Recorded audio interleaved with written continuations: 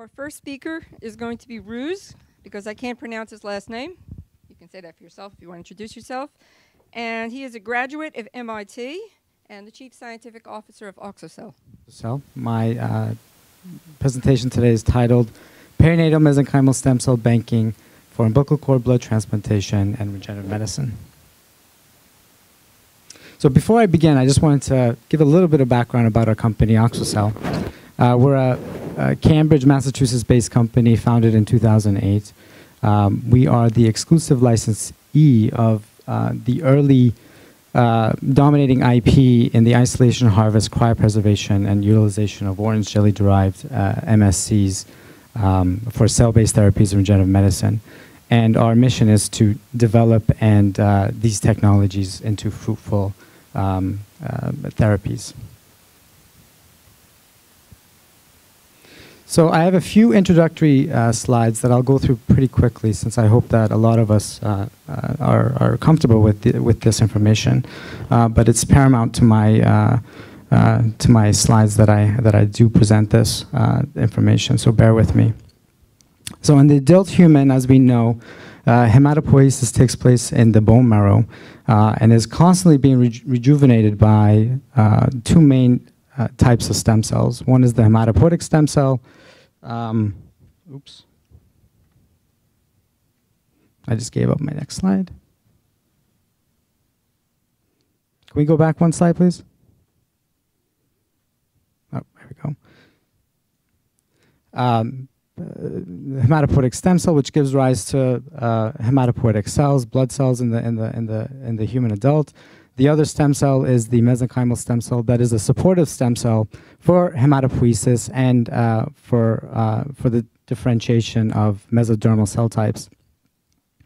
The hematopoietic stem cell is actually thought to reside along the endosteal surface of the bone in a nurturing environment, quite often referred to as the microenvironment. And this microenvironment contains cells that produce signals and cues and factors that regulate hematopoietic stem cell survival, self-renewal, and differentiation. And it's the mesenchymal stem cells that actually produce these factors. So there's this relationship between mesenchymal stem cells and hematopoietic stem cells within the adult bone marrow. Due to their great regenerative potential, both hematopoietic stem cells and mesenchymal stem cells from the adult bone marrow are used in both transplantations and regenerative medicine applications. Both HSCs and MSCs exist in other types of tissues as well. I'm going to be focusing on perinatal or afterbirth sources of tissue or of HSCs and MSCs. We know that cord blood is a great source, is a rich source for hematopoietic stem cells, which is obviously found within the vessels in the cord. This is a cross-section of an umbilical cord, of a human umbilical cord. The mesenchymal stem cells are actually in the periphery of the vessels, in what is quite often referred to as the Wharton's jelly. We know that umbilical cord blood is a great source of hematopoietic stem cells, is a rich source of hematopoietic stem cells, but due to its also naive immune state, these cells are quite important cell sources for bone marrow transplantations or cord blood transplantations. So having said that, we know that there's been multiple umbilical cord blood stem cell transplants worldwide.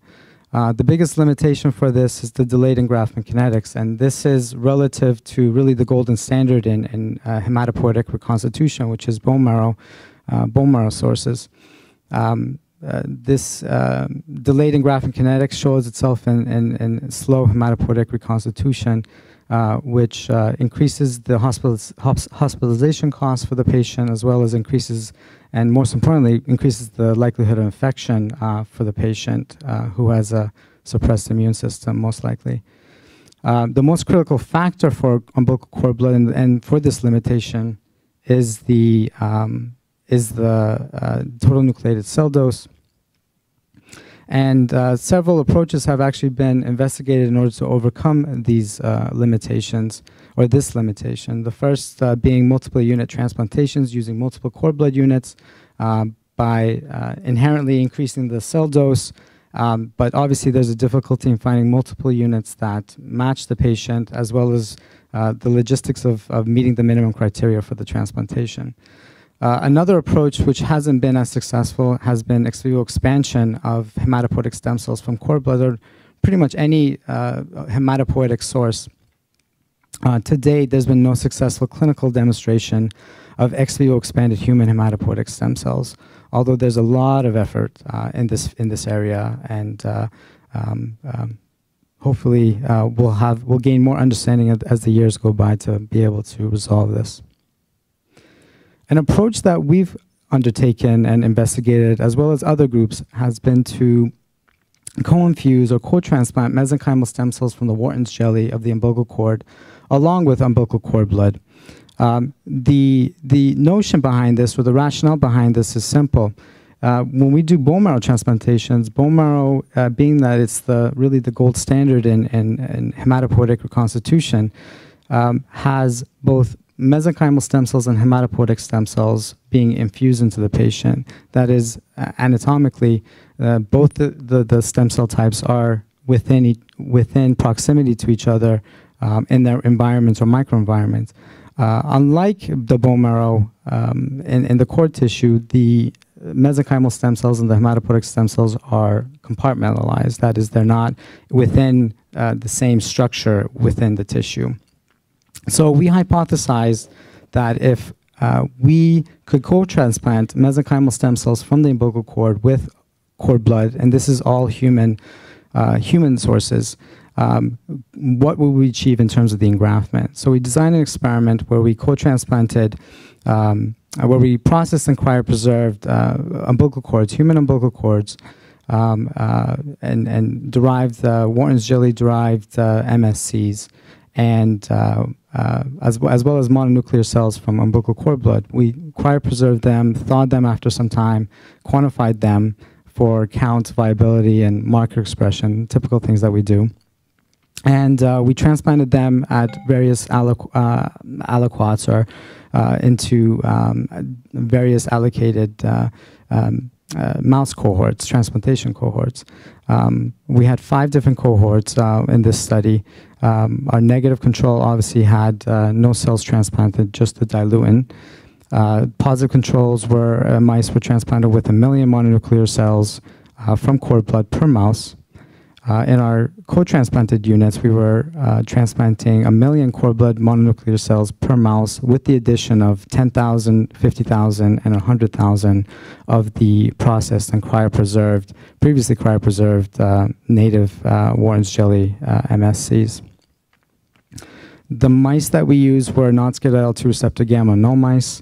They were sublethally irradiated and transplanted the next day via tail vein. And 2 months out, 60 days later, the mice were sacrificed and their bone marrow was harvested. This is a typical xenotransplantation experiment for testing hematopoietic engraftment capabilities of human sources or non-murine sources. One of the markers that we look for in terms of the engraftment 60 days later after we've transplanted within the bone marrow is for the presence of human leukocyte antigen, CD45. And the data that I'll present to you are flow cytometry profiles of CD45 expressing cells. So here are scatter plots of FACS profiles. We have CD45 on the x-axis, side scatter, which is a measure of nuclear density, on the y-axis, and really the place to pay attention to is the gating to the right here. In our negative control, we don't see any expression of CD45 positive cells, which suggests that, which is, I mean, not surprising since we didn't put any human cells into these mice, but also shows that there's no cross-reactivity between the antibody, the human antibody, and the mouse bone marrow cells. In our positive control, we observe a slight level of engraftment, which is what we expect with 1 million mononuclear cells transplanted per mouse.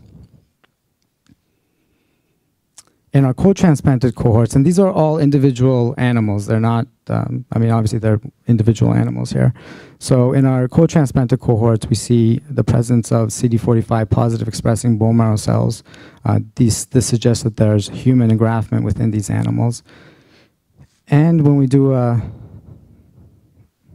summary, which is this slide here, looking at the cohorts on the x-axis and the percent CD45 expression of percent human CD45 positive cells within the bone marrow, what we find is that at statistical significance, we achieve a 6-fold increase in human engraftment with the cord blood units when we co-transplant 100,000 Wharton's jelly-derived MSCs along with the umbilical cord blood mononuclear cells, 1 million mononuclear cells of the cord blood.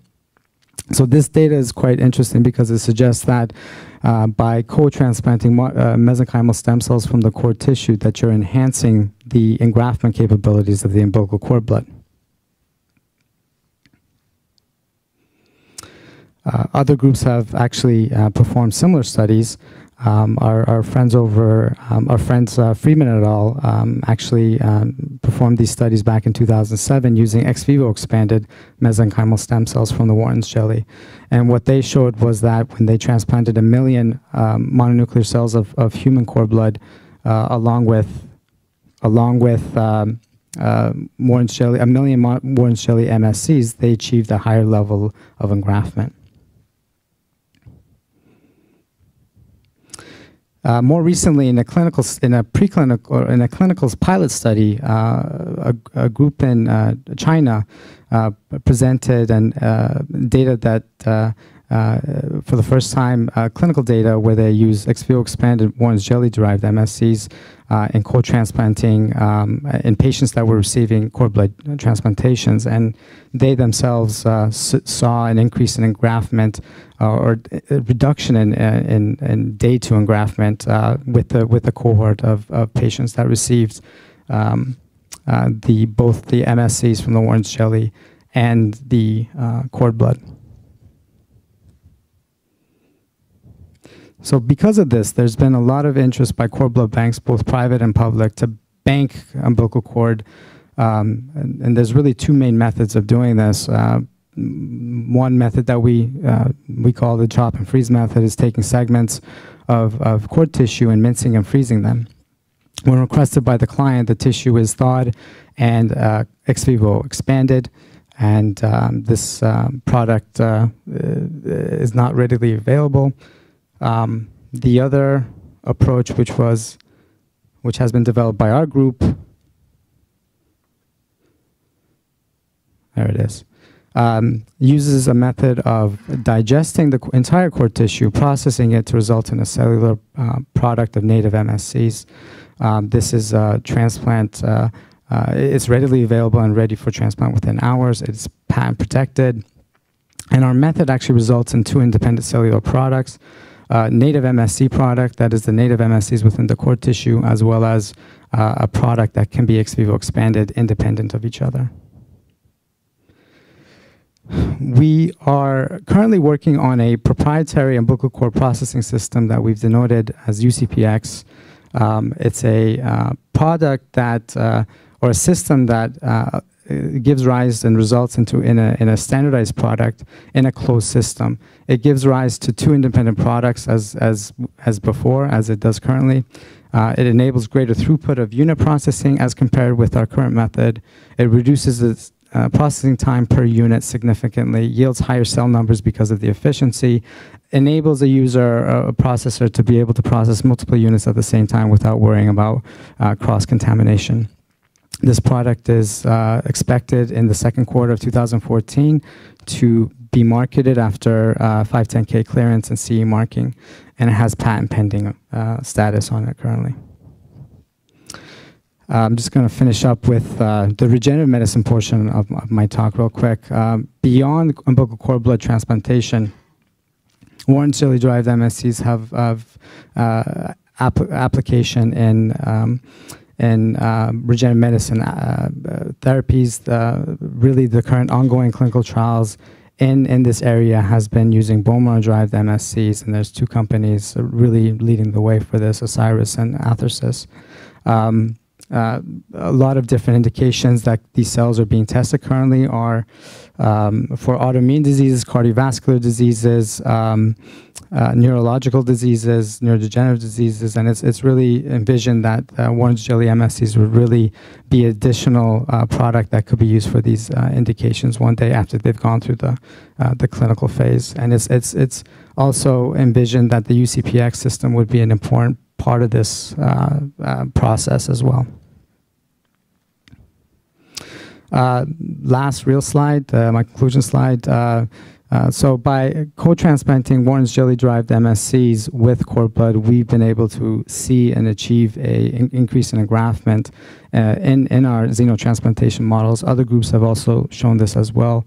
There's clinical data that's starting to come out, but more studies need to be done in order to ensure the safety and efficacy of these. And really, this type of technology will bring to fruition the therapeutic potential of umbilical cord blood and allow for routine transplantation of not only pediatric patients, but also adult patients as well. I'm just going to end by acknowledging my colleagues over at Oxocell, my collaborators at Tufts Medical Center and Indiana University, and at the Community Blood Services. Thank you. Actually, I actually wanted to help you out because there was something you didn't say that was on your slide. When you said speeded up engraftment, in the clinical trial in China, the engraftment of the co-transplant was 11 days. So that's within the holy grail of under 2 weeks that everybody is aiming for in expansion trials, you know, that people like Colleen Delaney and Elizabeth Schwal have been trying to hit. So just plugging you. I was going to say that, actually. Any questions? Please introduce yourself. Hi, great presentation. Greg Bonfilio from Proteus. When you talk about expansion of the cells, you had a number up there, 5x. Is that, what level of TNC counts are you getting from those cells? Can you talk a little bit more about that expansion and what data underlies the numbers you had on your slide? I didn't talk about expansion in terms of the UCPX system. So you're talking about the number of the fold increase in cell numbers that we're able to achieve. So these are, by increasing the efficiency of the system, we're able to achieve a lot greater recovery of the cells. So we've seen at a minimum 5-fold increase in those numbers, and we've seen as high as 10-fold under certain conditions as well. Yeah. What TNC levels are you getting then? We're getting we're getting somewhere between 250 to 500,000 cells per gram. It's really hard to say because cord tissue is dependent on the weight of the weight of the tissue. We usually use per gram as a metric for that.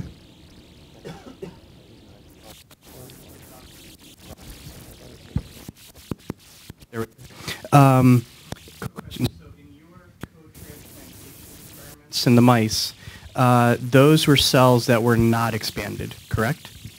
The mesenchymal stem cells were not expanded. Okay. Yes. So in either your research or data that's out there, has it been shown that the cells isolated using the chop and freeze method but not expanded are not sufficient for the clinical type of output for the engraftment?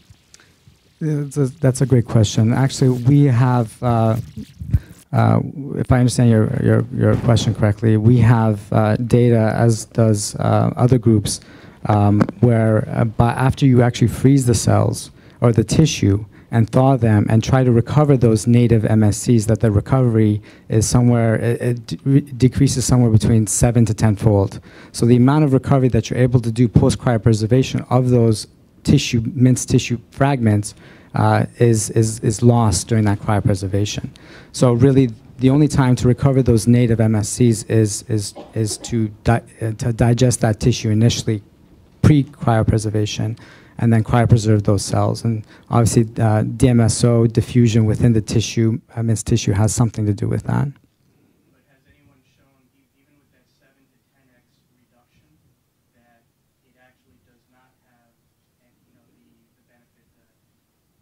Right. Not as far as I'm aware. We haven't done those studies. Yeah. No.